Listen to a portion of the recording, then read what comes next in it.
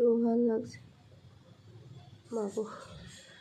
ও hello friends, শরীরটা একদম ভাল লাগছে না জানেন, নাক দিয়ে জল গড়াচ্ছে, কিচ্ছু করতে ইচ্ছা করছে না, কী যে করবো বুঝতে পারছি না। জ্বর এসছে, এই মেয়েটা জ্বর থেকে উঠলো আর আমি পড়লাম, কি করব বলুন, কিচ্ছু বুঝতে পারছি না কি রান্না করব। চলুন চটজলদি কটা পাউরুটি নিয়ে নিয়েছি, একটু গাজর, একটু ক্যাপসিকাম, একটু রসুন, একটু পেঁয়াজ আর একটু কাঁচা লঙ্কা নিয়ে নিয়েছি। কড়াই বসিয়ে দিলাম গ্যাসের মধ্যে, 1 চামচে সাদা তেল দিয়ে দিয়েছি, পেঁয়াজ দিলাম, লঙ্কা দিলাম, রসুন দিলাম, একটু ভেজে নিয়েই এর মধ্যে না গাজর কুচিগুলো দিয়ে দিলাম, 1.5খানা মতন গাজর দিয়েছি, 3 জনে খাবো তো। ক্যাপসি দিয়ে নুনটাও দিয়ে দিলাম জানেন।